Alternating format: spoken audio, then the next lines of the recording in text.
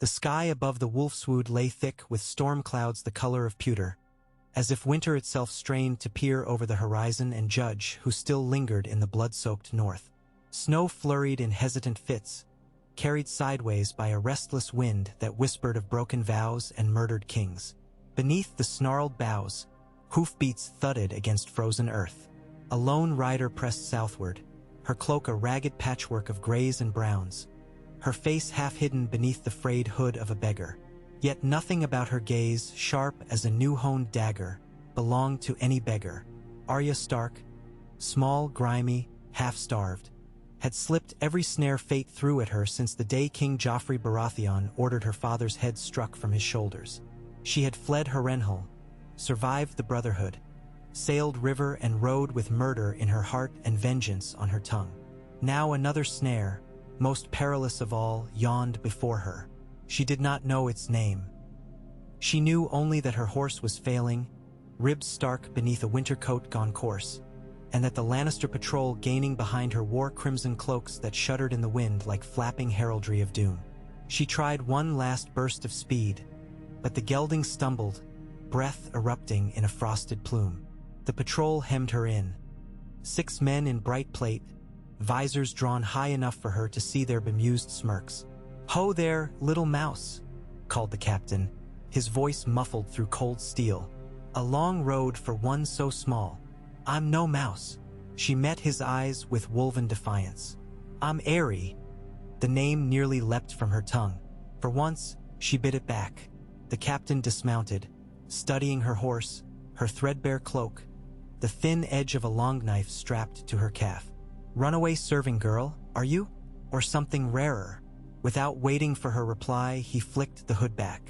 A gust of wind caught her dark hair, lifting it like a banner. The patrolman murmured. "7 save us," one whispered. "That's the Stark girl." Arya's hand darted for her knife. A mailed fist closed around her wrist first. She struggled, twisting like a snake, but another soldier clasped her shoulders while the captain plucked the blade free. "Peace," he crooned, as if gentling a foal. "Lord Tywin will wish to see this slip of a girl with his own eyes." Tywin Lannister, she thought, tasting iron. Every song Ned Stark had hummed by Winterfell's hearth once spoke of Lannister ruthlessness like an ever-howling wind beyond the wall. Tywin, father to the Cub King on the Iron Throne, commander who smashed houses as boys smash beetles, would never let Arya live. But dead or caged, she would spite him in ways he did not yet comprehend. They bound her wrists in soft leather, soft, because soft left no bruises to show the world. The captain's courtesy felt colder than steel. They rode hard for the King Road's southern reach, and only at dusk did Arya's captors stop in a wooded clearing, lighting a small fire under a natural stone ridge that sheltered them from the worst of the snow.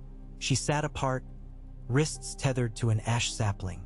The men drank watered wine and chewed strips of salted goat, talking in low voices while white sparks drifted up the chimney of dark. Once, the youngest soldier approached her with a cup. "Drink," he offered. When she stared, silent and hateful, he knelt to meet her at eye level. "You'll need your strength. The Lord of Casterly Rock is not wanton with cruelty." She sipped, wary. The liquid was sour and thin, but warm. In the dancing firelight, she saw the boy could not be more than 18. Soft-haired, soft-hearted, perhaps. Soft enough to die for a cause that was not his own. "What will he do with me?" she asked. The lad hesitated. "Secure the realm, little lady. If a single Stark lives, the North fights on. The sooner you learn courtly manners, the better." Arya spat the last mouthful into the dirt, never breaking his gaze. "A wolf does not bow to lions." He straightened, withdrawing.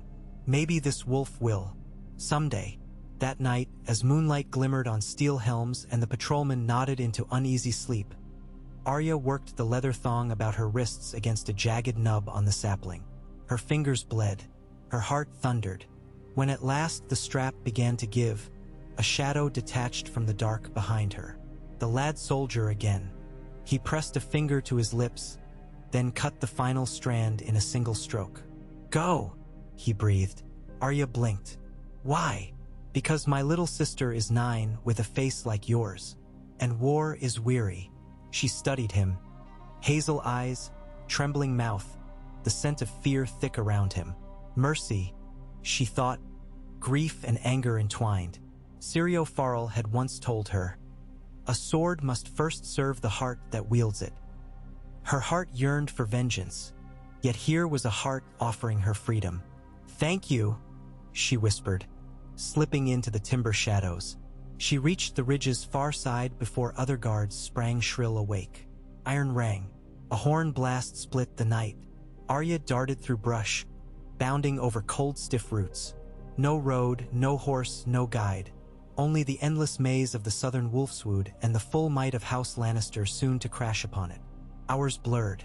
Dawn's first light found her crouched in a gully carved by spring melt, listening for pursuit. She heard none. Instead, hoofbeats pounded ahead. More riders. The gods were not content with one chase. Arya slid into a cling of brambles, heart thudding, while the column passed. 40 riders this time, banners snapping red and gold. At their head rode a tall lord armored all in bright steel, a cloth of gold cloak draped from his shoulders.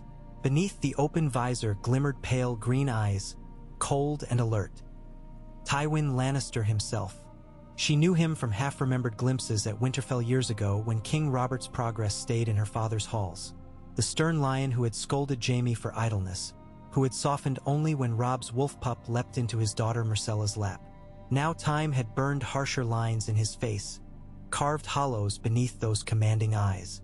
If Tywin was here in the wolfswood, the war's true axis had shifted. The riders vanished down a ravine, and Arya's breath misted above her like the last prayer of a condemned soul. She should run deeper, vanish. Yet instinct pricked her to follow at a distance.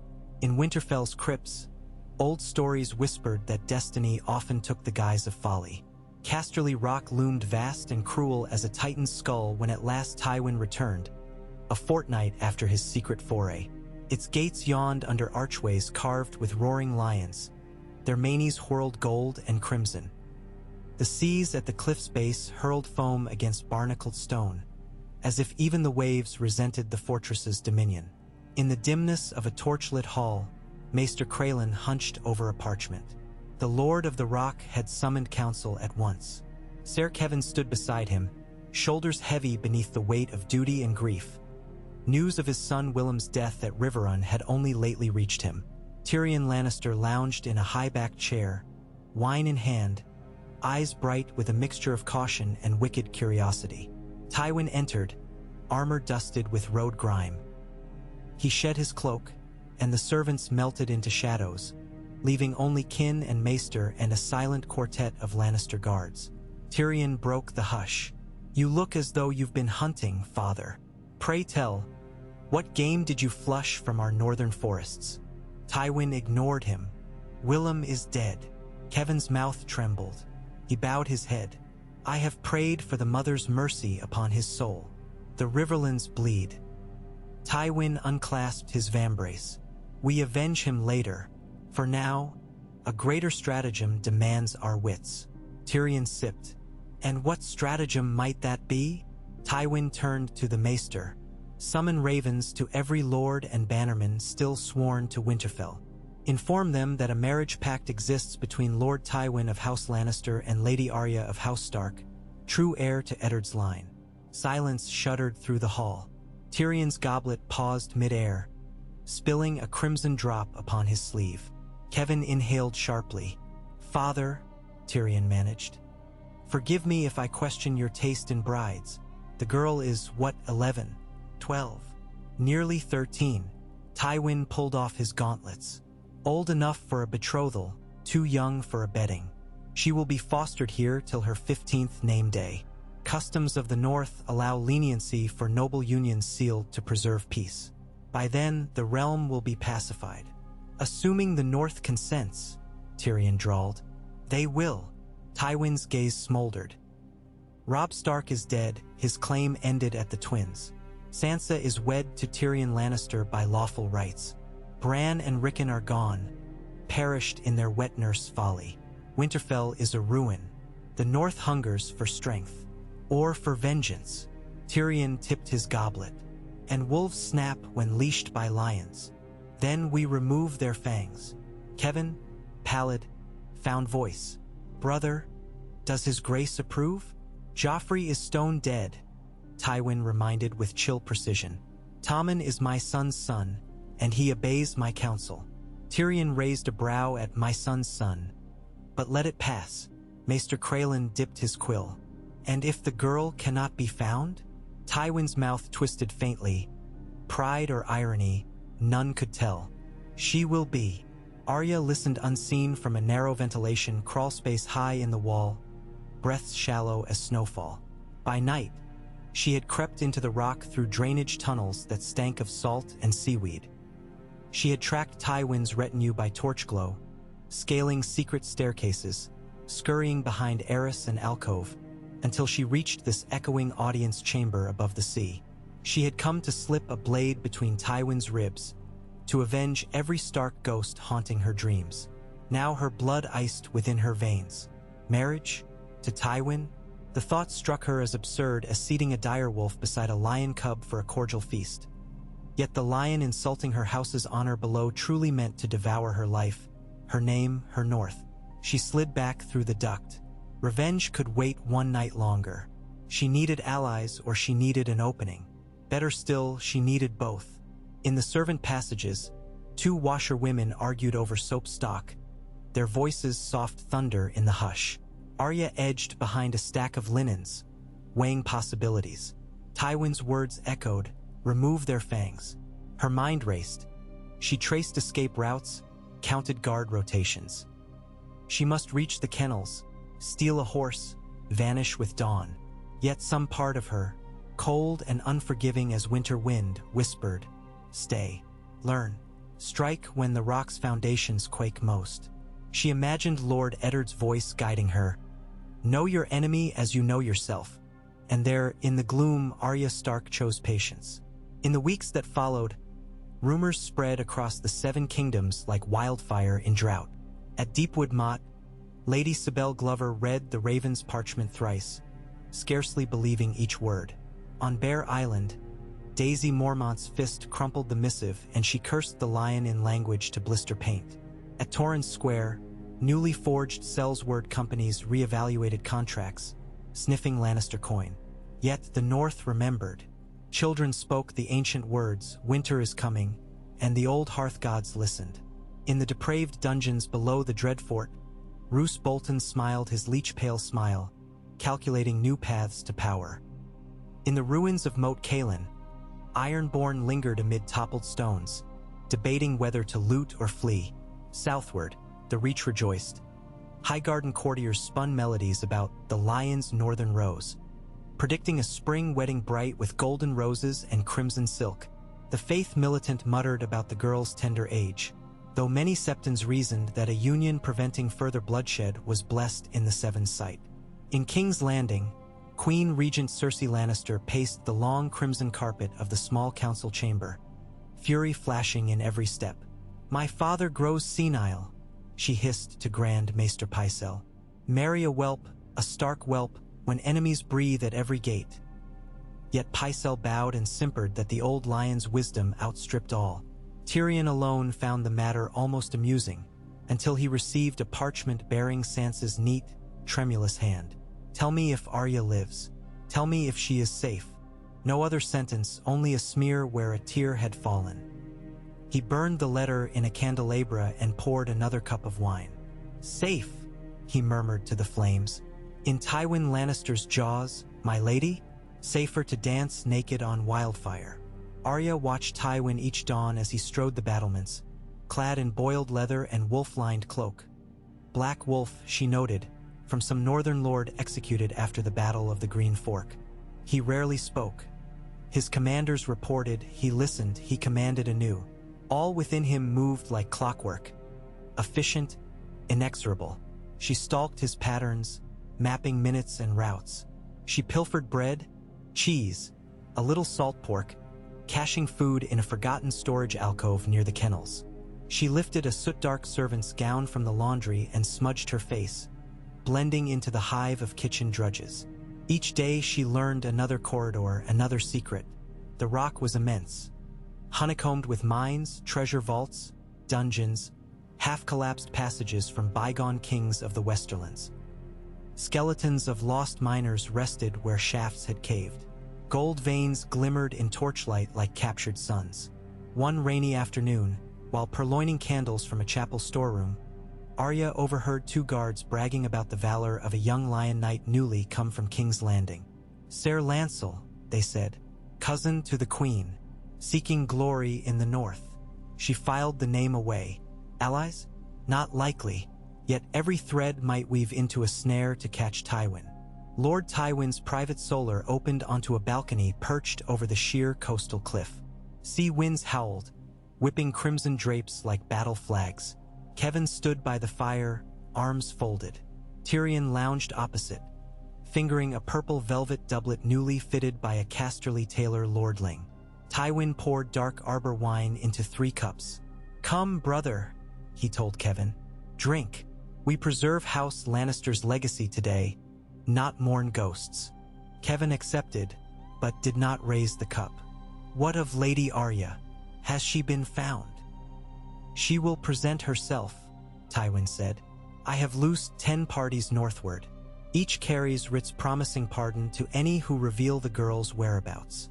And if she is dead, then I marry Sansa. 2 daughters, 1 realm." Tyrion coughed.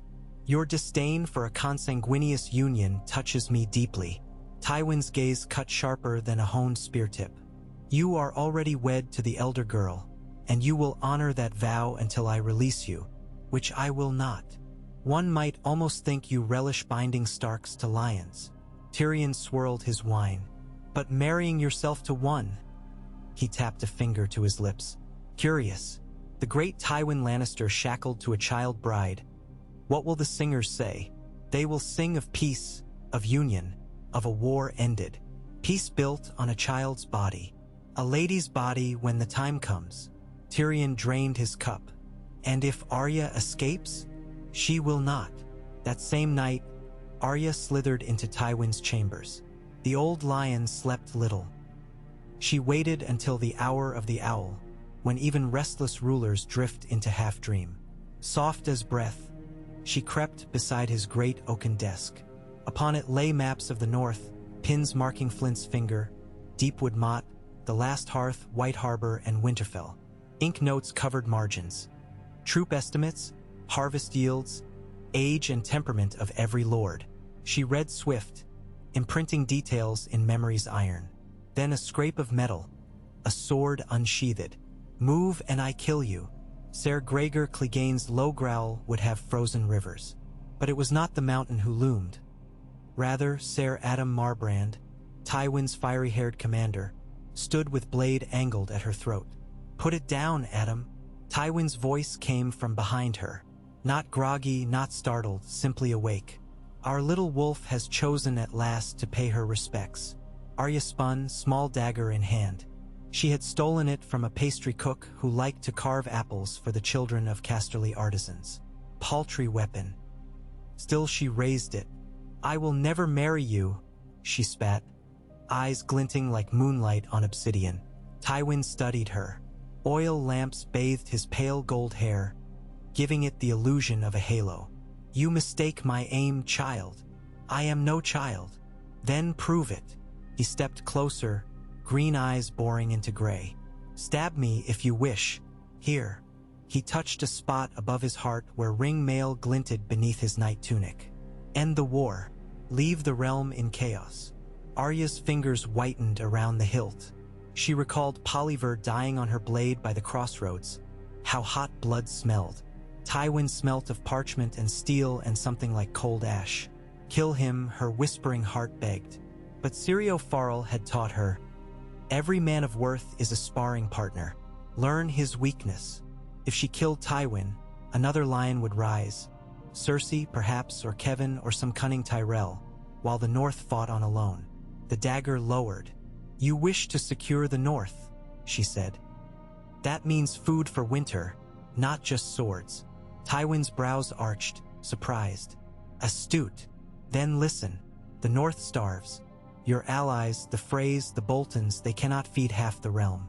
I know winter roads, secret crofts, granaries hidden in Wolfswood caves. Let me ride north with my own escort. Let me bargain provision for your armies. Tywin's lips pressed thin, but he inclined his head. We discussed terms. Marbrand frowned. My lord, she is slippery. Let me confine. Sir Adam, Tywin cut in.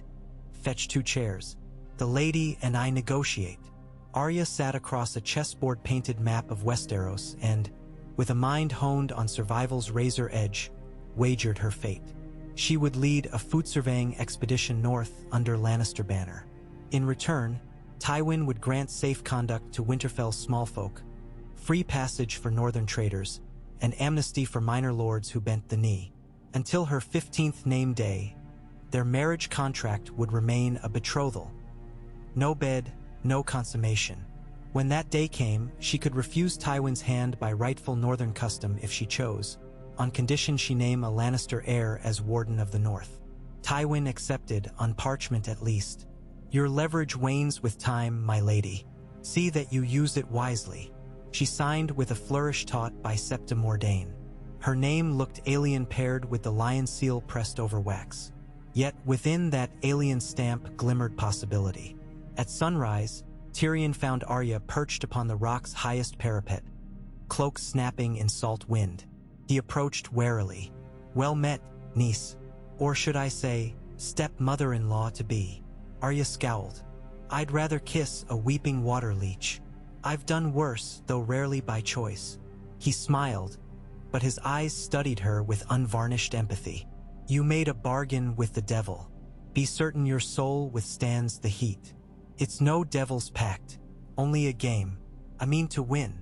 And if the pieces bleed, they already do. Tyrion leaned against cold stone. Should you need a guide through these lion pits, remember that some lions bite each other, too. Arya glanced sidelong. Why help me? Because I tire of blood without purpose. And because my lady wife loves you like a sister. Perhaps she might see my heart kinder if I guard hers. Softness, fleeting, touched Arya's face. Tell Sansa I'm alive. I will. By the second moon of that cruel winter, Arya rode north flanked by 30 Lannister men and 10 crown officials tasked with grain tallies. She bore a crimson cloak over direwolf gray leathers, symbol of the fragile accord she embodied. Across frost-cracked rivers and wolf-haunted ridges they traveled, halting at every holdfast to audit stores. In shadowed keeps, northern maids stared at the cloak, eyes full of loathing. Small children chased her horse, cheering the wolf device stitched at her breast. Once, in a hamlet near Widow's Watch, an old crone pressed a withered hand to Arya's cheek and murmured, Winterfell's daughter returns. But in every hall lurked spies. Ravens beat wings southward nightly, and in dank crypt offices of the dread fort, Roose Bolton studied each parchment with calculating calm. Let lions and wolves dine on each other, he mused. A flayed man feeds on both. Back at Casterly Rock, Tywin prepared for the next phase. Ransom of hostages, forging alliances with iron-born turncloaks, bankrolling rebuilds in the Riverlands to showcase lion mercy. Yet at twilight he paused upon his balcony, listening to gulls scream over white-capped surf. For the first time in months, he wondered whether a wolf's daughter might indeed temper the north.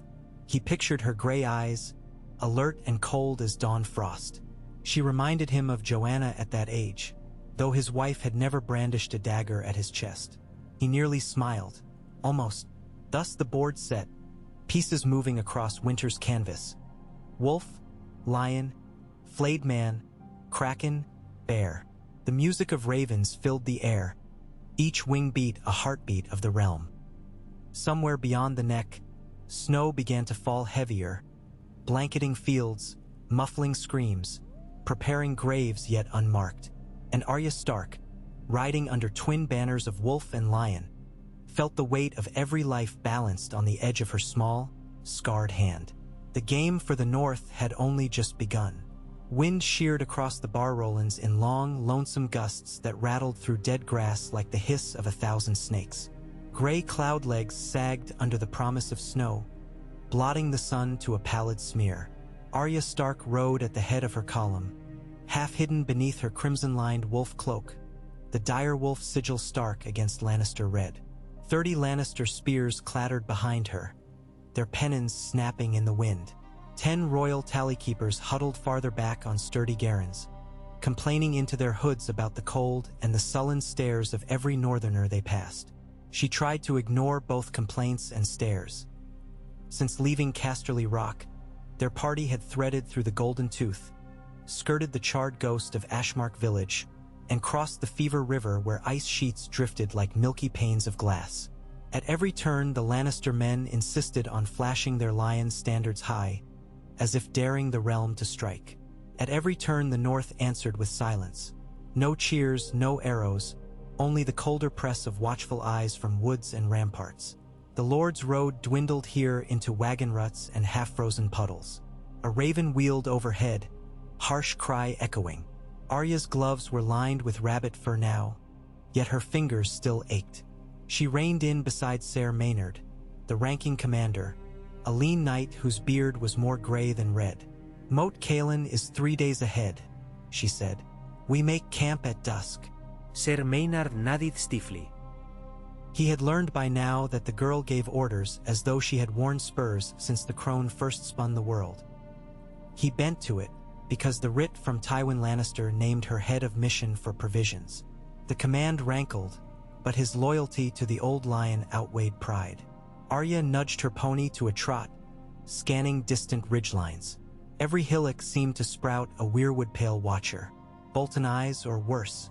She felt the North breathing around her. Bleak, stubborn, patient. It has not chosen sides yet, she reminded herself. I must convince it to choose me. That evening they halted on a rocky shelf above the Fever Water tributary. Tents snapped in the wind. Arya helped hobble the horses, working side by side with a squire named Lymond Hill, one of the mellower Westerners, son to a landed knight slain at Riverrun. Lymond handed her a twist of oats for her pony. You ride well, my lady, he ventured. I should, she muttered. I all but grew in a saddle. Aye, and now you grow in a lion's den. His grin was rueful, but not unkind. Some say a wolf never learns to purr. Let them talk. Arya brushed snow from her pony's mane. I learned to bite harder. A horn blast shivered through the chill. Ser Maynard's voice thundered. Visitors! Torches bobbed beyond camp. Out of the gloom emerged 6 riders bearing no standards. Their leader wore a patched cloak the color of birch bark, hood thrown back to reveal steel-gray hair cut short as a sellsword's. He raised a gloved fist. Tari, and name yourselves, Ser Maynard called. The man guided his horse forward. I name myself Galbart Glover, brother to Lady Sibel of Deepwood Mott. We come at Lady Glover's leave, bearing terms from the houses of the Wolfswood. His eyes shifted to Arya. And to look upon the wolf who rides with lions. Arya stepped into the torch glow, pulling down her hood. I am Arya Stark. Glover dismounted. His boots crunched in the rime crust. The rumors spoke true then. He lowered onto one knee. My lady, word of your death reached Deepwood years past. Your return is a flame in winter. Ser Maynard cleared his throat. Terms. Glover rose, ignoring him. Lady Arya, will you speak with me and my companions, alone of Western ears? We carry truths unwelcome to lions. Arya looked to Maynard. The knight stiffened. My orders were to ensure my safety, Arya finished. I will meet them by the fire yonder, circle of spears about us. Any harm they attempt, cut them down. Her tone brooked no dissent. The Lannisters ringed torches at the cleared spot. Arya waved Galbart forward. They sat on log stools. With him came Daisy Mormont in a battered hauberk, and a tall, weathered archer Arya recalled from her father's men-at-arms at Winterfell, Robin Flint. Each wore wolf badges dulled by weather. Glover spoke first. Roose Bolton dines at Winterfell's ruins. His son, the bastard, collects heads from any holdfast that doubts Bolton rule. They flaunt the Kingslayer's pardon and Tywin's coin. We fight them from tree and hill, but without grain we falter. You promise food." Arya nodded. "I promise audit, levy, trade routes reopened. The lion provides escort until peace." Daisy Mormont snorted. "The bear would sooner dance naked on sea ice than feast with a lion. Yet a bear will dine if the meal keeps her cubs alive," Arya said. "Hear me. I cannot overthrow Tywin with a dagger.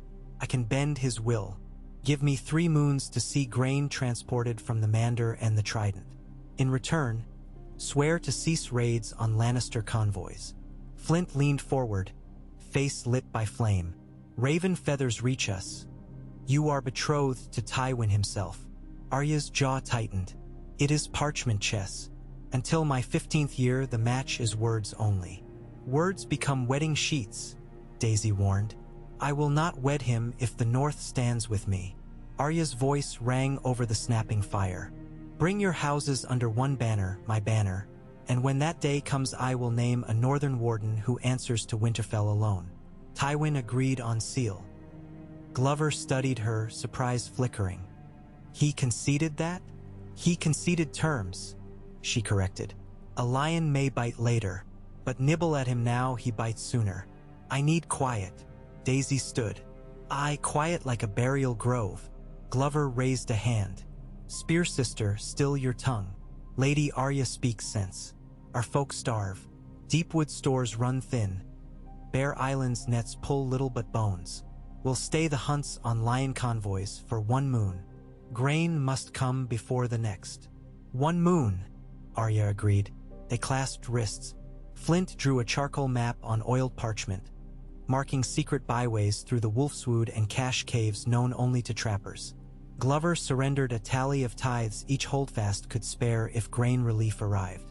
When their council ended, it was near dawn. The northern envoys slipped away into wan starlight, leaving Arya alone with thoughts as heavy as plate. Ser Maynard approached. "You treat with rebels. They are northerners," she returned. "Rebels all the same." Arya met his gaze. "Tell Tywin he hired me for grain, not gossip. The wolves will stay teeth if the lion feeds them. Is that not what he craves?" Maynard had no answer. They broke camp under leaden skies. By midday the snow turned to sleet. Hooves slogged through mud. One tallykeeper developed a rattling cough. Another dropped ladders of numbers from numb fingers. Arya ordered them bundled in furs and resettled on a wagon hauled by oxen. Each act of mercy cost coin, so she inked every expenditure in a leather ledger, knowing Tywin would scour it. 3 nights later they reached Moat Cailin. The ruin crouched across the next narrow causeway like a gargantuan spider husk, 3 immense towers jutting from mists. Atop the highest, the flayed man banner whipped crimson and pink against a storm-black sky. Bolton spearmen commanded the battlements. Their captain hailed with thin courtesy, granting passage only once Ser Maynard brandished Tywin's seal.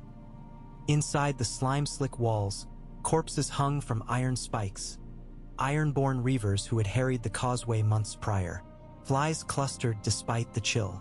Arya forced herself not to gag. She felt the Bolton eyes upon her, measuring. In a makeshift hall of moss-eaten stone, Ser Maynard met the garrison commander, a narrow-shouldered man named Ser Jorah Ryswell. Ryswell bowed to Arya, though his smile never touched his eyes. "The Dreadfort rejoices at your return, lady," he said. "And Winterfell?" she asked. Ryswell's grin sharpened. "Winterfell is under reconstruction. Our Lord sees to every stone." Reconstruction of bones, Arya thought. They stayed only long enough to refill water barrels. At dusk they pushed north beyond the causeway, skirting the swamps along raised timber planks hammered by iron-born slaves years past. Mid-March, the sky split with thunder. Rain sluiced through reeds. Wagons mired. Oxen bellowed. Arya leapt thigh-deep into mud, spurring men to wrestle wheels onto felled logs. She barked orders until her throat rasped raw. Amid the frenzy, she glimpsed Ryswell's men watching from ramparts, smirking at the Lannisters' toil. By morning, the rain froze into crusty sleet. They pressed on to Greywater Watch, though the castle itself remained ever-shifting, hidden by the Crannogmen's magic. Instead, a delegation of marshfolk met them on an islet. Thin men in reed capes, frog spears in hand. Their leader introduced himself as Jogo Reed, cousin to Jojen and Mira. "Arya underfoot," he greeted, recalling the girl who had once traveled with his kin. "Greywater stands with Winterfell," Arya replied. "We pass north to feed the wolves." Reed studied the lion banner, then the wolf on her breast. "Feed one beast, starve another. We guide those who prove worth." He knelt, drawing a crude fish in the mud.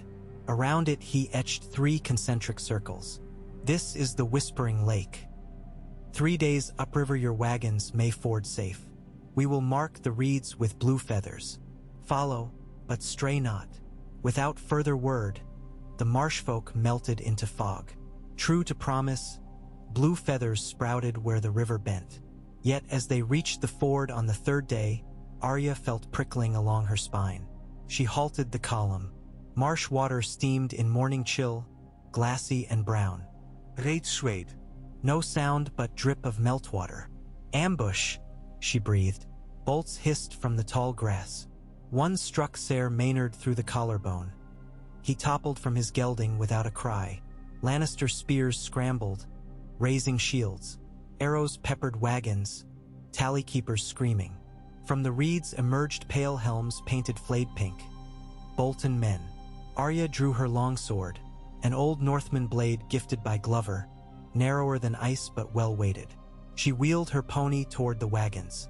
"Hold the grain," she shouted. Lannister knights spurred forward. Steel clanged. Mud churned. A Bolton rider lunged for Arya. She ducked low, slashing his thigh. The man shrieked, plunged into water, vanished beneath reeds. Through chaos she spotted the marsh. Blue feathers gone, replaced by crimson streamers. False guides, she realized. Bolton sabotage. Flames roared, pitch-soaked arrows igniting the supply wagon canvas. Bags of oats burst, embers swirling. Arya rode hard, leaping from saddle onto the wagon tongue. Her knees jarred. She hacked at burning canvas, yanked smoldering sacks free, rolling them into mud to quench flame. One tally keeper bled beside the axle, face ashen. She dragged him clear. Around her, war erupted in miniature. Bolton swordsmen clashed with lions in knee-deep sludge. The air reeked of pitch and iron.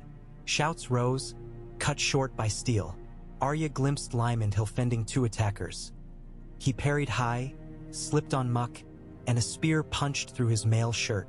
He fell. Rage seared her vision white. She vaulted horseback, scattering foes. Her blade snapped across one Bolton's neck in a fountain of red. Another thrust. She kicked his wrist, stabbed his belly. The dead marsh sucked at his body as he fell. At last horns blared from the southern bank. Deep, brazen. Bolton men disengaged, melting into the reeds with practiced swiftness.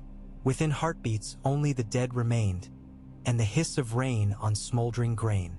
They had lost 8 men, 3 tally keepers, and half a wagon's worth of oats.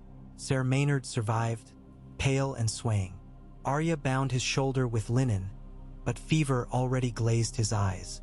"We turn back," a Lannister sergeant urged. "Too perilous." "No," Arya's voice carved stone. "We ride to White Harbor. Lord Manderly's granaries can feed 10 castles. We escort the wounded there, requisition new wagons, then strike for Deepwood." Murmutters rose. She silenced them with a glare. Blood flecked her cheek, her cloak singed. Yet in her poise the knights felt a resonance. The iron of a Stark lordling returned from beyond death. They buried the dead beneath cairns of river rock. Arya carved each name in her ledger, noting next to Lymondhill. Fell defending grain. Honor paid. That night she dreamed of him, face pale as moonstone, asking, "Will the lion pay my mother's debts?" She could not answer. When dawn lifted pale gold over the neck, they limped east. Sleet eased, then ceased altogether. By midday sun broke through, startling bright. The road widened, traffic heavier. Carts laden with smoked cod bound south, barrels of pickled herring rolling toward Winterfell for Bolton feasts. Arya saw small folk glancing fearfully at lion banners. Some spat. She kept her hood low, refusing shame or pride. Outside White Harbor's gates, silver-scaled walls caught the light. Ser Maynard, fevered, sat slumped in saddle. Arya signaled parley. Wyman Manderly's guards escorted them through Sea Dragon Square, past wharves where gulls dived. The air smelled of salt, fish, and sweetbread. They were received in the Wolf's Den keep by Ser Marlon Manderly, gaunt nephew to Wyman. The fat lord himself was in bed with gout. Marlon eyed the pitiful escort, the burned wagon, and Arya's crimson cloak. "I see the lion hunts in sorry packs," he mused. Arya bowed curtly. "The feast may be small, sire, but the hunger is large. I require grain for Deepwood, Bear Island, and Barrowton. Your lord uncle once swore his sword to House Stark." Marlon's gaze flicked to her face. "Rumor placed you dead, then in Bravos, then wed to Tywin Lannister. Which truth sings loudest?" "I sing my own truth." She unfurled her ledger, inked blood spots still drying. "Tywin's seal pledges coin for grain, the North's peace for food. Legitimize my claim and share in bounty. Refuse, and Bolton leeches bleed you next." Marlon hesitated. "The Boltons hold Winterfell by royal decree. Royal decrees change." Arya leaned in. "Roose Bolton murdered Robb Stark beneath sworn guest right. You know this. Feed his foes and your conscience sleeps." Marlon drummed fingers on the ledger. At length he called for quills. 10,000 bushels of barley, 8,000 oats, for 1,000 rye. We load by river barge. Gold upon receipt. Arya signed. Tywin will howl, she thought, but he will pay. Ser Maynard collapsed soon after into a sickbed. His second, Ser Davin Prester, urged delay. Arya refused. She appointed Prester commander of rear guard to escort wounded south. She herself boarded the first grain barge with 20 spears, heading upstream toward Deepwood Inlet. Northern crewmen eyed her warily, yet obeyed the silver Manderly seals. Barge passage was slow. Ice floes drifted. Wolves howled in distant forests. Arya stood at prow, cloak whipping, thoughts a hurricane. Each bend in the river carried messages to whatever gods still listened. Sansa, hold faith. Bran, Rickon, are you shadows or breathing? Mother, father, guide my hand. Jon, wherever you walk, remember me. One dawn a raven settled on the mast, parchment tied to leg. Arya coaxed it down with crumbs. The scrap bore copperplate script, Tyrion Lannister, and a simple line: "Your sister waits in King's Landing Garden at dusk every third day. She prays beneath the thorny hedges." No assurances, no sign of spies, only that bare statement. Arya fed the raven a morsel of dried cod and set it soaring south. 3 days later, the barge moored at a stony beach beneath Deepwood's cliffy headland. The castle rose austere, banners of Glover green flying ragged. Galbart greeted her at the gate, Daisy at his flank. "You kept word swift," he said, eyes widening at the sacks being unloaded. "White Harbor coin," she answered. "Lions pay, wolves eat." They spent that night in Deepwood's great hall. Fires roared. The smell of broth and venison stew filled rafters. Hardened clansmen toasted Arya, though some looked to her red-lined cloak with unease. She stood upon the dais beside Lady Sibel, stoop-backed, hawk-eyed, and spoke of roads reopened, scourge of flayed men, houses once sworn to Winterfell called to muster grain and quiet. She did not speak of marriage pacts or Tywin's terms. She spoke of the chill creeping from the wall and the need for unity when winter winds howled. That night she dreamed again. A white weirwood door swung open into Winterfell's godswood. Ned Stark sat upon a stone bench, spectral, smiling sad. "You barter bravery for time," he murmured. "Yet time devours brave and coward alike. Choose the hour to bare your teeth." When she woke, faint dawn seeped through shutters. She felt older, as if years had seeped into her bones. Over the next fortnight, grain wagons rolled from Deepwood to scattered holdfasts. Arya rode with each, armed lines fanning out. Raiders prowled but struck rarely. The Lannister lion on her cloak drew bolts, never volleys, in daylight. At night, campfires glim, aired like fallen stars over the hills, and Arya told stories to rough farmers. Tales of Nymeria's 1,000 ships, of the last hero's trek through ice, of Lyanna's laughter before the tourney at Harrenhal. In every tale, she wove a thread of hope, and a hint that the dire wolf yet endured. Meanwhile, ravens winged south with ledgers stamped Glover and Manderley. Tywin pored over them deep in Casterly Rock's counting chambers. Kevan watched, wary. "She spends coin as if it grows on oaks," Tywin grumbled. "She gains loyalty," Kevan observed. "Loyalty bought with my gold." Tywin tapped parchment. "Yet she feeds towns my armies never reached. The north may soften, or gather teeth behind her cloak. We shall see." Tywin penned orders. More coin dispatched, but with stipulations. 10 Lannister masons to aid in Winterfell's rebuild and spy, 20 crates of seeds for Manderley Fields, poised for levy, silk for Lady Sibel, bribe. He signed with iron resolve. If the wolf cub thought to tame the lion, let her dance the maze of favors. But father and daughter of the Rock misjudged one player, Roose Bolton. In the cracked solar above Winterfell's leveled great hall, he read the same ravens, intercepted and sipped watered wine. "So the young wolf bitch feeds the realm," he mused to his bastard Ramsay. "Lion gold fattens Glover pigs. Peace blooms." Ramsay's smile was a flensing knife. "We shear peace, flay it, wear its skin."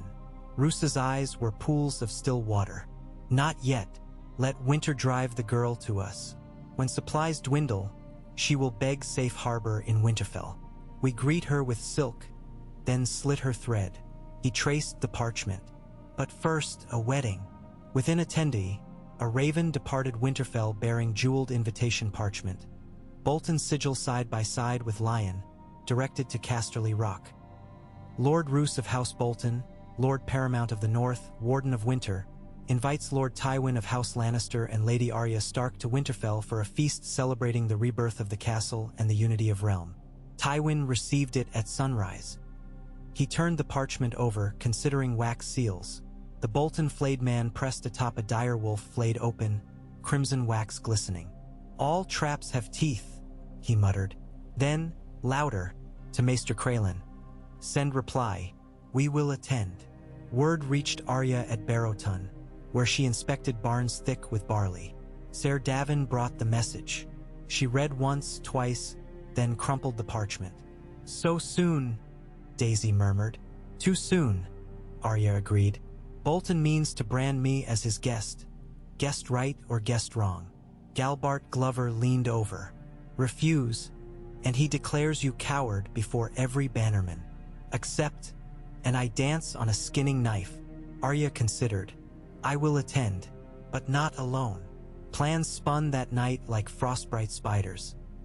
By candlelight they drafted a convoy, 30 Lannister knights for show, 50 Glover bowmen masked as outriders, and within wagons, grain sacks replaced partly by stout shields and spare swords wrapped in burlap. Lady Sibel would ride too, as chaperone. Daisy Mormont volunteered as bodyguard, her great axe keen and freshly oiled. Arya wrote to Wyman Manderley, "Send singers to Winterfell's feast, plump ones." The Fat Lord would know the code from old conspiracies. Singers could smuggle men where gold could not. On the eve of departure, Arya walked Deepwood's battlements. Snow sifted, soft as ash. Galbart approached. Winterfell is Snake Pit. He offered a slender dirk, pummel carved into a pine marten. "Use it if the lion's claws fail." Arya accepted. "I trust claws least of all." Dawn broke pale. They rode southeast. Crimson and silver, green and gray, beneath skies bruised indigo. Each mile south, the air tasted more of wood smoke than salt. Scrawny pines lined the road, their limbs burdened with hoarfrost. 3 days out, near an abandoned umbership, Arya spotted a lone direwolf padding along a ridge, massive, fur white-tipped. Her breath caught. Nymeria? But the beast vanished over a rise before she could whistle. They reached Winterfell's outer fields under a slate sky. Charred beams of the old wooden palisade jutted like black ribs. New scaffolds rose against stone walls, manned by gaunt laborers wearing Bolton pink cloaks. Snow-filled, half-repaired rooftops where once the broken tower had leaned. The castle smelled of lime mortar, pine pitch, and rot. Bolton guards trumpeted arrival. Ramsay himself rode forth on a black courser, pallid face split in wolfish grin. He wore a cloak of dire wolf fur, gray-white, broad as a bear's pelt. Arya's gut twisted. "Lady Arya," Ramsay called.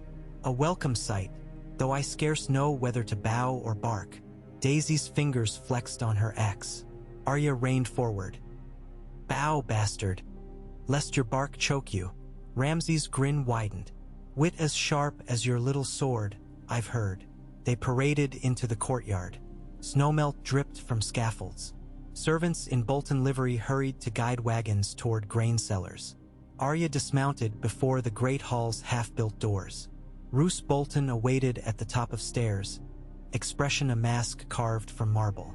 "Lady Arya," he murmured, "I regret not having you as my ward these past moons."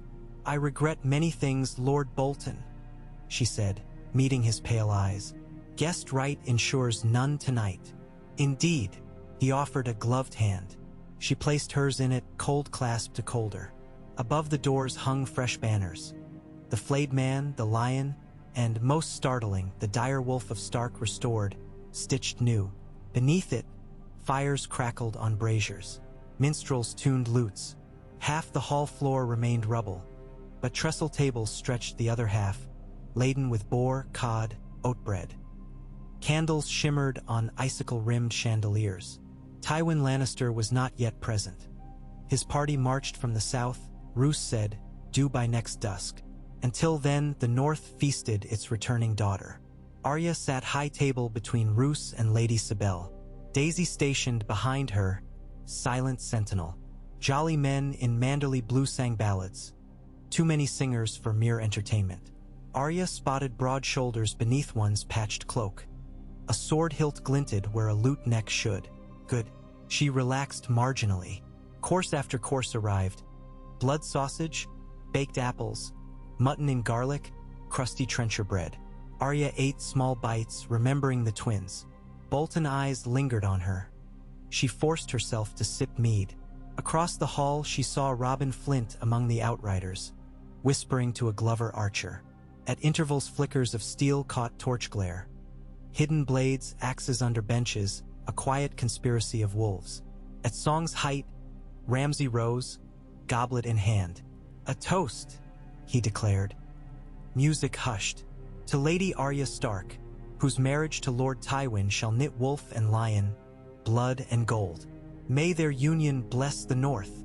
Goblets lifted, though some with trembling distaste. Arya felt heat flush her neck. She stood slowly. "Lord Ramsay," she said, voice calm, "no vows bind me yet.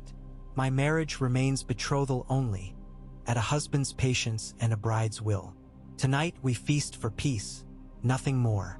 Ramsay bowed with exaggerated flourish. "Peace then, and patience." His eyes flicked to her dirk, noticing pine marten pommel. "A pretty blade. Does it sing?" "One day it may," she murmured.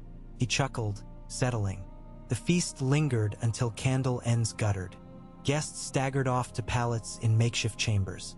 Arya retired to Ned's old tower, now half rebuilt. Stone dust lay on sills. Daisy patrolled the corridor outside, axe across broad shoulders. Arya barred the door, drew the pine marten dirk, and knelt by the shutter. Moonlight ghosted over snowy yard. She whispered silent prayers. To the old gods, to the weirwood heart, to whatever still watched. As she crawled into the narrow bed, distant wolves howled beyond the broken walls, answering her prayer with hunger and warning. Tywin Lannister reached Winterfell the following eve. His column rolled through the ruined gate in precise formation.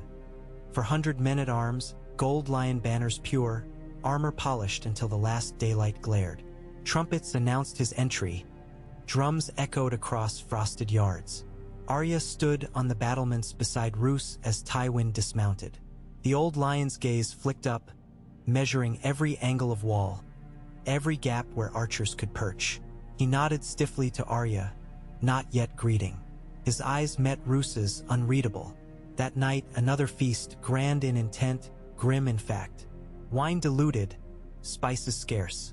Tywin sat the dais opposite Arya. Between them stretched a gulf of unspoken maneuvers. Ramsay entertained with jests about lions eating wolves and spitting fur. Tywin neither smiled nor frowned, he measured. After the boar course, Tywin rose. Conversation hushed, though he had not called hush. "I come to Winterfell," he began, voice carrying like iron on ice. "To honor the Stark line and the Bolton wardenship. United, we weather winter. Divided, we perish." Roose inclined his head. "Wise words, Lord Tywin. Let us make them deeds." Tywin lifted a sealed scroll. "Herein lies a charter. Grain levy schedules, tax remission for northern hamlets, stone masons for these walls, guards from Casterly Rock pledged to Winterfell's protection. 2 signatories only required. Lord Bolton, Lady Stark." A low ripple passed. Ramsay's grin froze at edges. Arya stared. A safeguard or a leash? Roose accepted the scroll, broke wax, scanned. His face never moved. "Generous," he said. "Yet absent is mention of bride price." Tywin's gaze hardened. "A bride price is insult to my house and hers." Arya rose. "My price is peace," she said loudly. "And bread." Roose's pale eyes slid to her. "Bread is thin coin for a marriage bed, my lady. Whiter coin than flayed skin," she shot back. Silence cracked the hall. Then the doors slammed wide. From outer corridors flooded figures in gray cloaks, bows raised. Glover, Mormont, Flint, Manderly singers now armed. Lannister guards surged to feet, swords half-drawn. Bolton men lifted spears. Arya stepped forward between rows of steel. "Lay weapons aside." Her voice rang like Struckenville. "No blood tonight." Ramsay laughed softly. "No blood? In Winterfell." Daisy Mormont advanced, axe gleaming. "Try me, bastard." Roose Bolton remained statuesque, scroll in hand. Tywin lifted one palm. Astonishingly, command for his men to stand down. Roose echoed. Blades lowered, though murmurs bristled. Arya turned, pinning each contingent with gaze. "Wolves, lions, flayed men, here under one roof. Guest right binds us. We share bread and salt." She swept an arm toward trenchers of bread before dais. "I, Arya Stark, daughter of Winterfell, offer salt to all corners. Break any and the old gods curse you." Her voice shook with fervor. A hush such as Winterfell had not heard since Robb's last council spread. Tywin's lips compressed. He motioned for a servant. Bread and bowl of coarse salt were fetched. He took a bite. Roose followed, though his eyes never left Tywin's. Arya placed morsel on her tongue last, heart hammering. Guest right invoked. When weapons returned to sheaths, Tywin spoke, low but forceful. "The charter stands. Sign, Lord Bolton." Roose quilled signature in blood-red ink. Handing parchment to Arya, he murmured, "Choose your bedfellows with care." She inked Arya Stark. A murmur traveled the hall like wind across fresh snow. Tywin folded the charter. "So stands pact. Roose Bolton remains warden until Lady Arya's 15th year, whereupon she may petition the crown for any succession she deems fit." Gasps. Ramsay's eyes bulged. Roose only inclined head. Arya exhaled. A concession Tywin had locked in writing before all. Feast resumed, tense but bloodless. Songs rose, uneasy. Some sang of Nymeria the Wolf Queen, others of the reigns of Castamere. Beneath the melodies, plots shifted like tectonic plates. Later, in a private chamber, Tywin faced Arya alone. Moonlight flooded through arrow slits, painting him silver and black. "You play dangerous game," he said. "I learned from the best," she answered. He studied her. "Bolton will not abide humiliation, nor will your northern kin abide Lannister rule forever. Every grain you moved may by mere weeks of loyalty. Weeks become moons, and moons become tombs." He stepped closer. "When the dead walk out of frozen wastes, wheat will not save you. Alliances will. Arya's breath hitched. Then honor alliance. Protect the North as is, not under flaying men. Tywin's eyes glinted. So be it. The Boltons will meet lion claws if they break bread oath. But betray me. He tapped her ledger, tucked under arm. And you doom your realm to ashes. Try me. She lifted her chin. I am not Sansa. No, he agreed quietly. You are the mirror of young Joanna. Iron veiled in silk shears. Do not squander that iron. He left without further word. Arya stood alone, heart hammering. She pulled open shutter. Snow fell gentle, muting Winterfell's half-rebuilt yard. Somewhere below, Daisy's laugh boomed, half-drunk on mead. Wolves howled beyond the walls. The game board had new pieces now. A signed charter, a blood-shy Bolton, a lion's grudging respect, a North fed but restless. And beyond the wall, rumors said, dead things stirred. Arya rested her forehead against cold stone. 5 hours, she thought wryly, and the tale barely begun. The rest would demand more than grain or steel. It would demand cunning enough to weave wolves and lions into a single banner before winter's true teeth sank into all their throats. She turned from the window, sheathed the pine marten dirk, and blew out the candle. Moonlight silvered the broken towers long after the feast fires guttered to coals and the wine-heavy lords stumbled to their pallets. In the newborn hush, Winterfell exhaled. A slow, ghostly breath that drifted from steaming chimneys and crumbling stone alike. Snowflakes spiraled through arrow slits, settling in drifts upon rush-strewn floors, upon trebuchet timbers piled for future walls, upon the hair of every sentry too weary to brush them away. Somewhere deep in the cellars, old ice cracked with a sound like distant thunder. Arya Stark lay awake atop Ned's rebuilt tower, listening. She knew these stones. They had cradled her first steps, echoed her childish shrieks as she chased cats, and absorbed her sobs the day her father rode south. Now their cold pulse beat beneath her spine, reminding her that any hearth may chill when wolves forget their names. She rose, lighting no candle, and padded barefoot to the arrow slit. The courtyard below glimmered beneath laurels of frost. Tywin's lion banners hung limp, their cloth of gold threads dark ochre in moonshadow. Bolton pinks fluttered over the main gate, the flayed man stark and obscene. New banners of white direwolf on gray silk waved too, but smaller, relegated to corners where torchlight barely licked them. Behind the armory, she spotted a lone silhouette pacing. Daisy Mormont, great axe slung across broad shoulders, cloak of shaggy black bear for shimmering. Daisy patrolled restless as a warhound, refusing the sleep Arya could not find. Arya smiled softly, then her gaze drifted across the yard to a second shadow that kept pace with Daisy. Taller, thinner, moving like oiled rope. Ramsay, the bastard of Bolton, wore night as wolves wear fur. He followed Daisy's route, always 30 paces behind, head tilted as though memorizing the pattern of her stride. Arya's smile died. She dressed in silence, pulling on breeches, soft doeskin boots, and a tunic dyed the dark green of pine needles. Around her waist went the simple sword belt Glover's smith had crafted. She sheathed the pine marten dirk at her hip, then beneath her cloak slid needle, the Bravosi stiletto she had hidden since Harrenhal, slim enough to pass for a pen if angled right. Last, she drew the crimson Lannister-lined cloak around her shoulders. His weight felt like shackles. Down narrow stairwells she moved, using forgotten servants' passages. At the kitchens, she passed workers scrubbing trestles, their faces pallid lanterns in the glow of dying hearths. They bowed stiffly. She offered a nod. No words might carry. She emerged into the courtyard just as Daisy rounded the armory. Ramsay had slipped behind a cart of pine beams. Arya strode purposely toward Daisy, boots crunching, letting her cloak blaze red so Ramsay would slink back to his kennels.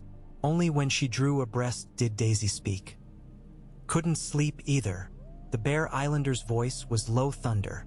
Her breath formed clouds. If I sleep, I dream, Arya said. Dreams don't obey guest right. Ha! Daisy leaned on the axe haft. Dreamt I tore the bastard's head clean off. Woke disappointed. Best dream slowly, Arya muttered, eyeing the flicker of movement as Ramsay retreated into shadows between stables. He savors disappointment less than flaying.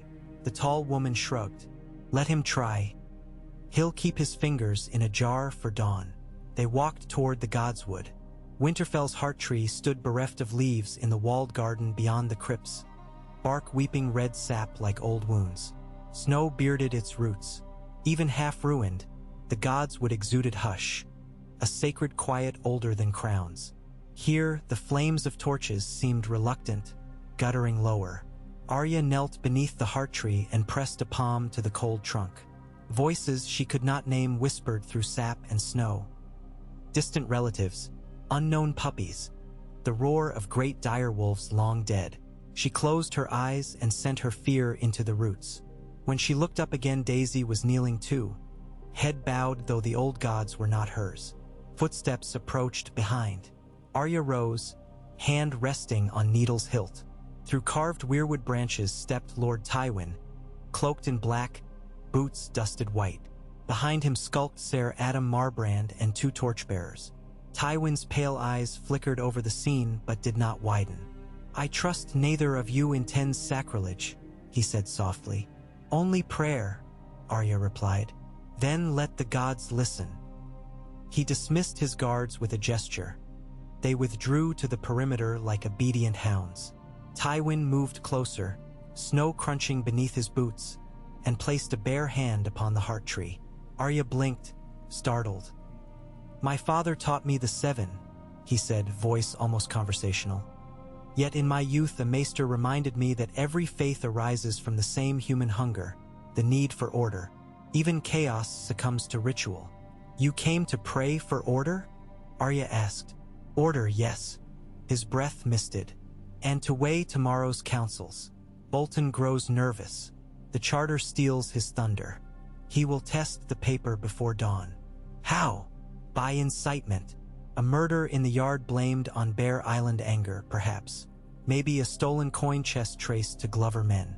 The color matters less than the stain. He hopes I will order punishments that break the fragile ties you've woven. Arya folded arms. If he tries, I hold guest right above signets. Bolton will claim the crime happened outside guest rights protection.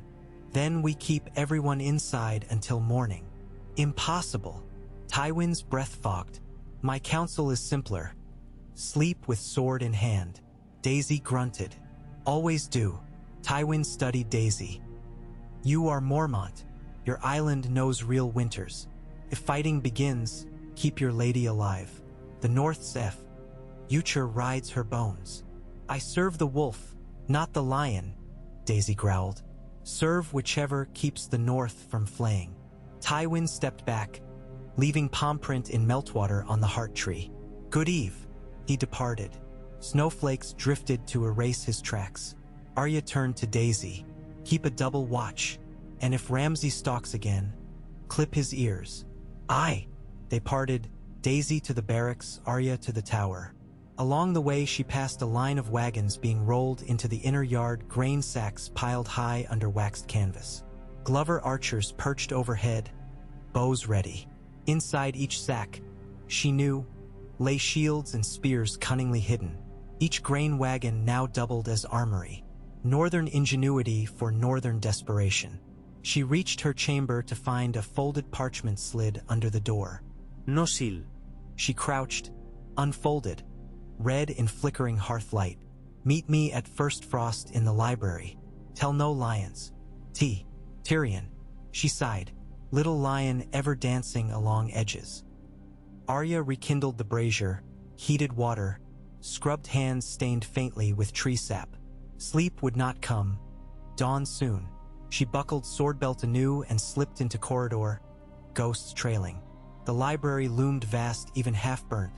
Shelves warped by past conflagration yet still towering, volumes blackened. Frost glimmered on book spines where snow sneaked through shattered roof. Tyrion stood atop a stepladder, lantern in one hand, studying a tome bound in direwolf hide. He waved. Apologies for the cloak and dagger, he said, descending. but one may speak freer among dead ink than living ears. What ink? This. He held up the tome.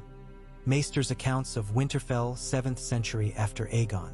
Once, the North recorded crop yields, wolf populations, harvest hits. Yours is a realm of ledgers. I found mention of a grain root fungus that thrives in damp cellars. Killed hundreds the last true winter. Your sacks rest in such cellars now. Arya frowned. You fear spoilage? I fear sabotage. Bolton could seed fungus. Tyrion shrugged. Or one disgruntled lion. Or some mold older than memory. I advise rotating stored sacks, drying them, splitting caches across multiple keeps. A small spark may starve 10,000. She took the book. You read this at what hour? Insomnia is my one faithful wife.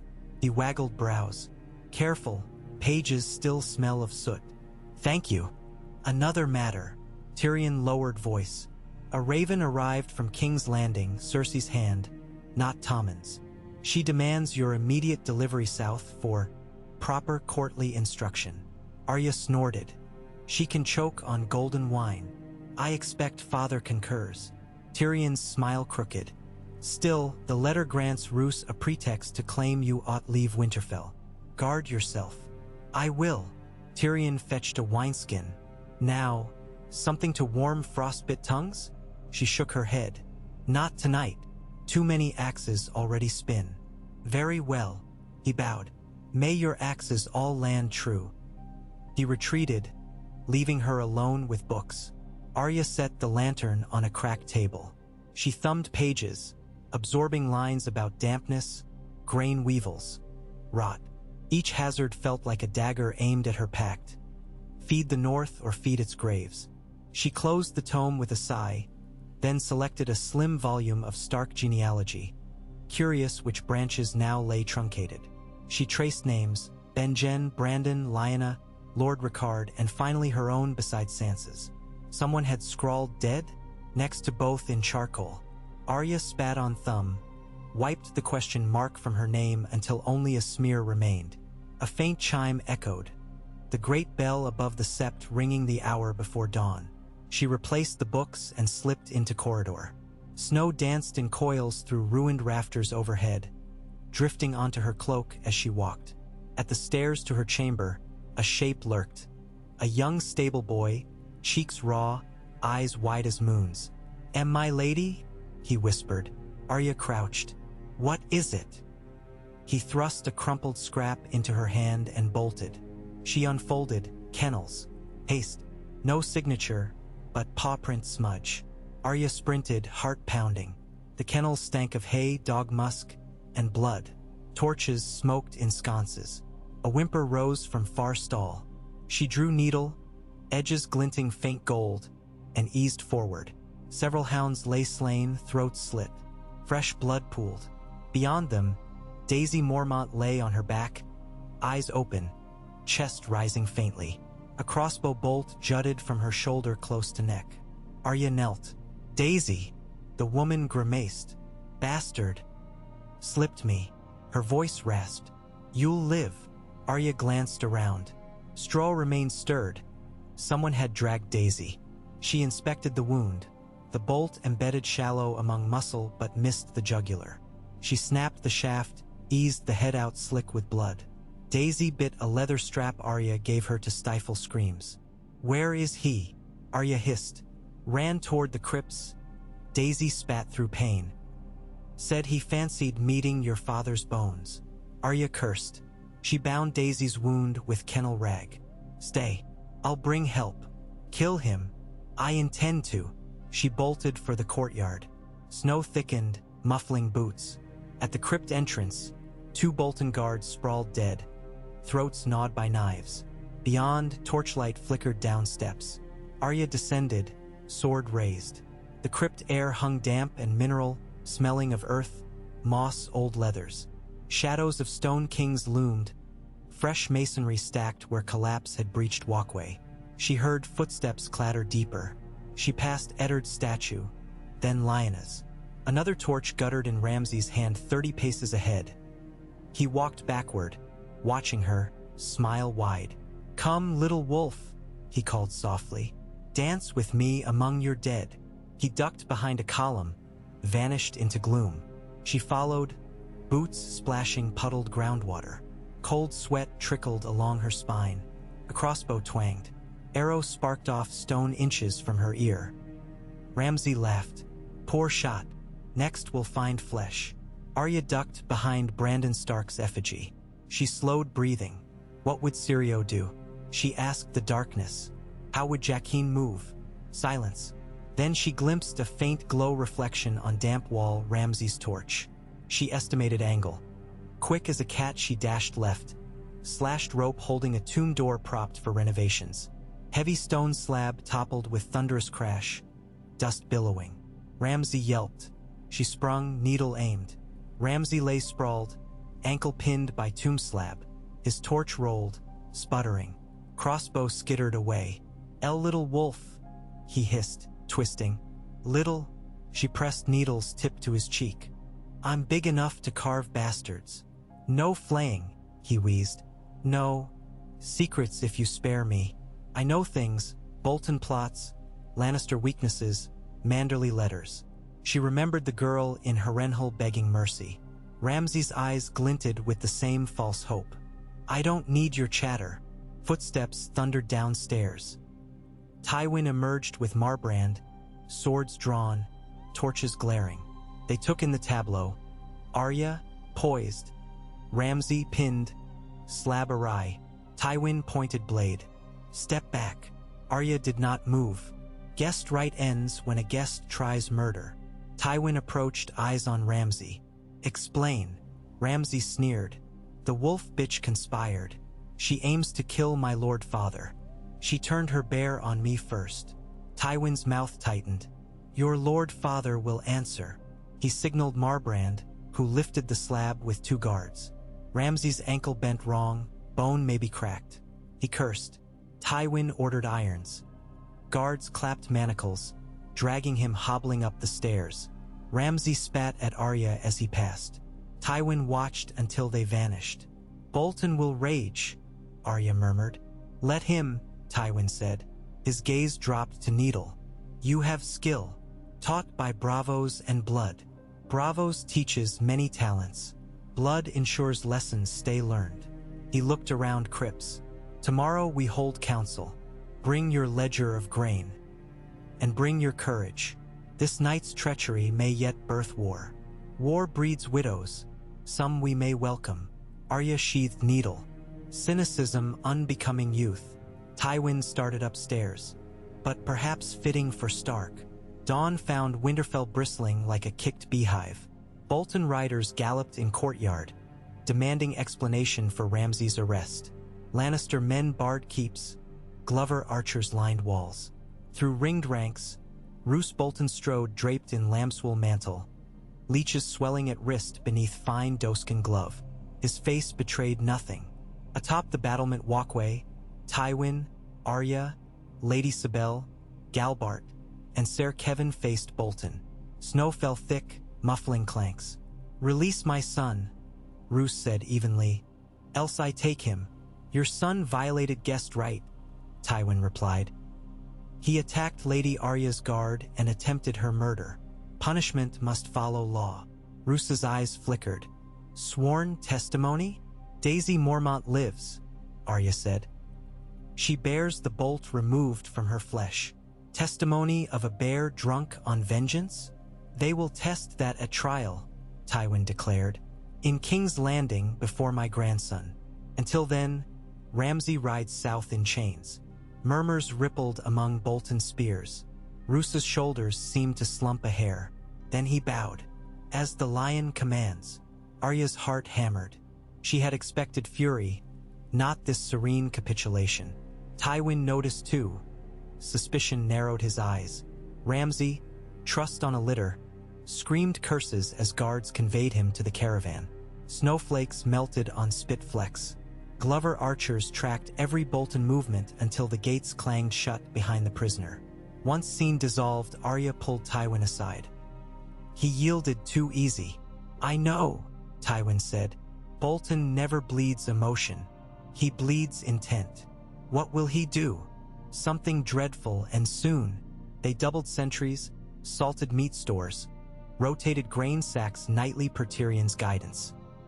Arya tended Daisy, whose fever receded. She wrote to Wyman Manderley, Bolton cornered, expect claws. Prepare harbor for refugees. She wrote to Lady Barbary Dustin, still neutral in Bar Rowlands. Bolton threatens Widowlands. She wrote to the Blackfish, rumor alive somewhere in the Riverlands. North will rise if you cut Fry throats. On the fourth night after Ramsay's arrest, a horn blast woke the castle. The long, tremulous sound that once signaled wildlings at the wall. Arya jolted from straw bed beside Daisy, who still slept. She grabbed cloak and swords, raced to ramparts. Flames licked the horizon west, dozens of fires. Riders poured through Treeline, banners indistinct. Horns answered on inner wall. Crossbows loaded. Glover Scout shouted, Dreadfort banners with Karstark sigils. Arya's stomach flipped. Karstarks, once Stark bannermen, had turned to Boltons after Robb's fall. Their strength, cavalry. She scanned yard. Tywin assembling lions, Galbart mustering villagers into shield lines. Roose Bolton appeared atop the gatehouse, backlit by fire, arms raised.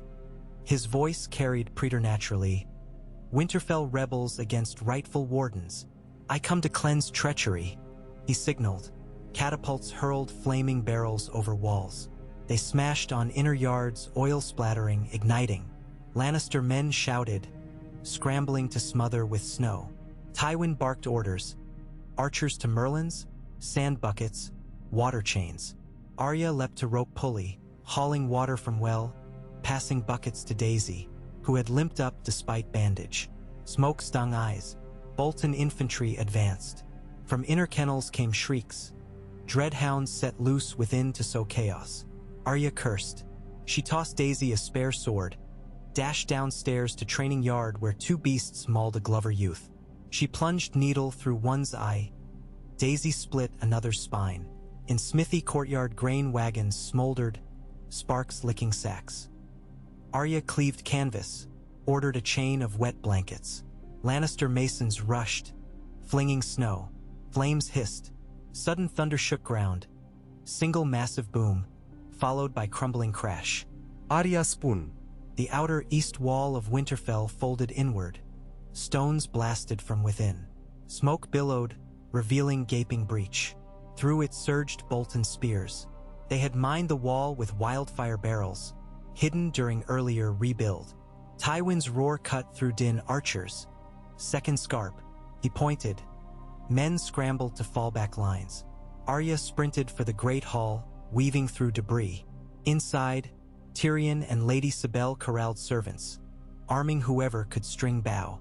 Tyrion shoved a crossbow into her hands. Bolton wargs breached the crypt steps, he panted. They mean to raise your forefathers. Arya's blood chilled. She bounded across hall, Daisy at her heels. Smoke swirling, they descended crypt stairs, passing Ned's statue mid-collapse from concussion. At bottom, Bolton killers hacked at tombs, tossing bones aside for sport. One held her father's skull, prying at jaw. Rage exploded. She lunged, needle flashing, severed wrist. Skull clattered. Daisy's axe swept two heads. Bolton torches fell, sputtering. Arya stabbed knee after knee, hamstringing. She fought silent, tears streaming through ash grime. When last foe lay gurgling, she knelt, gathered Ned's skull in trembling hands. A jagged crack marred cheekbone. She kissed brow, placed skull back on tomb slab, whispered, "Not again." Distant cannonade above signaled second breach. Boots pounded stairs, Lannister reinforcements securing crypt. Arya wiped eyes, rose. Back in courtyard, battle raged amid orange glow. Bolton men now outnumbered defenders, but Tywin's shield walls held breach narrower every minute, enemy bodies clogging snow. Galbart shot arrows atop stables, each streaking true. Tyrion perched on wall ladder, loading quarrels. But fresh horns sounded outside. A long, rolling call Arya recognized. Manderley. Over the rise stormed knights in sea-green cloaks, trident banners waving. Behind them thundered Bear Island berserkers, blades painted blue with war woad. They slammed into Bolton rear ranks like tidal wave. Chaos flipped. Bolton men, trapped between walls and new charge, faltered. Roose barked retreat. Karstark cavalry wheeled, but ice under hooves sent horses tumbling. Glover archers rained. Manderly lances pierced. Lannister spears pushed, and every wolf in Winterfell howled as one. Roose himself tried to rally near the breach. Arya spotted him, cloak of leeches swirling. She sprinted across rubble, leaped fallen timber, closed distance. He saw her, pale eyes widening. He drew thin sword, quick, elegant. Needle met him, tiny by comparison. They danced between fires. He parried each thrust with clinical precision. Child's play, Roose murmured. Wolf cub wields a pin. Still kills like sword, she hissed, fainting high, slashing thigh. He hissed as blood spurted, but answered with riposte that nicked her forearm. Pain flared. She shifted stance, Bravosi water danced now, darting in raindrop flits. He stepped heavier, foot sliding on icy stone. She ducked low, rolled, sliced tendon behind his knee. He staggered. She rose inside his guard, dirk flashing from belt, plunged into his side beneath ribs. Roose gasped. For Rob? He managed. For all? She whispered, twisting. He fell. Thunderous roar above. Bolton standards ripped down by Manderly knights. Ramsay's banner, hastily erected on East Tower, burned black. Foes routed, scattering northward as pack of wolves chased. Arya stood panting, snow turning pink around Roose's body. Tywin approached, helm under arm, blood spattering cuirass. Wardenship ends, he said, voice flat. Arya retrieved her sword, cleaned blade on Bolton cloak. Wardenship begins. Tywin glanced at casualty-strewn yard, burning wagons, smoking breach. So it does. Dawn crept through cloud rifts, painting ruins gold. Survivors gathered. Glover, Manderly, Mormont, Lannister. Tyrion limped but grinned. Lady Sibel clasped Arya's uninjured arm. Daisy, pale yet upright, stood sentinel. Tywin mounted rubble, voice booming. Hear me. Roose Bolton, lord by decree, lies dead by treachery of his own making. Ramsay Snow rides to stand trial before the king. Until crown rules, governance of the north falls to Lady Arya Stark, rightful heir of Eddard. Silence, then a single shout, Stark! Another picked up, Stark! Soon the chorus swelled. Banners lifted. Direwolf Grey unfurled huge atop the half-shattered Great Keep, tying over Crimson Lion and Flayed Man. Wind snapped it proud. Arya felt knees tremble, not from fear but enormity. She raised arms. The shouts died. We bleed, she called, voice raw. We burn, but we stand. The North remembers. And those who would carve our flesh find steel. She pivoted to Tywin. And those who would feed the North will find welcome. She spoke to crowd. Tonight we mourn, but tomorrow we rebuild. Together, free and fed. No more flaying, no more starving, no more secrets. A roar erupted, melding wolf and lion alike. Later, as healers stitched her arm and Daisy's shoulder, Tyrion visited with wine. 5 hours of tale, he quipped. You may need a second tome. She sipped. I need winter to end. Winter ends for no one. He glanced outside where snow fell softer. But spring starts somewhere, perhaps beneath fresh-fallen stones. Tywin sent ravens south, announcing Roose's death, Ramsay's capture, and Arya's regency. Cersei's reply would no doubt seethe. Yet for now, warmth budded in broken walls. Smith fires kindled, children scavenged salvage to cellars. Singers stitched new ballads. At dusk, Arya walked alone to the heart tree, carrying a fresh shroud for Ned's cracked skull. She set the bone within, bowed, and murmured thanks. When she looked up, snow had stopped. In silvery twilight, a direwolf stood at Godswood Gate, massive, amber-eyed. Nymeria, she stepped forward. The beast watched, then howled, a long mournful cry answered by distant pack echoes. It turned and loped away, vanishing into trees beyond wall breach. Arya's chest ached not with sorrow but fierce certainty. The pack still lived, wilder, scattered, but alive. She turned back toward Winterfell, now half lighted by torches, smoke rising from hearths once dark, banners rippling. Wolf first, lion second, no flayed men. Stones could be rebuilt, loyalties reforged, even souls resown given enough thread. But winter yet loomed beyond gray skies, and the undead rumors stirred north of the wall. Tomorrow she would meet Tywin in council, bargain seats for swords, draft new charters with Glover and Manderley. Tomorrow she would watch Ramsay hauled south in chains, though not before carving the pine marten mark on his irons so he never forgot who caught him. Tomorrow she would address small folk, reopen the glass gardens, send scouts to Last Hearth, Carhold, White Knife. Tonight she allowed herself a single breath of victory. Snowflakes caught in her lashes, melted warm. Somewhere, perhaps, Godswood roots carried that warmth deep into stone marrow, thawing ghosts. Arya Stark drew her cloak tight, crimson lining hidden as she turned the fabric gray side out. A wolf need not flaunt borrowed roar. Its own voice sufficed. She strode toward the keep, steps ringing sure upon frost-crusted flagstones as new bells tolled across the dawn-lit yard, heralding a north reborn under winter's stern eye, and a queen of ice and iron not yet wed, but already wedded to her people's tenacious heart.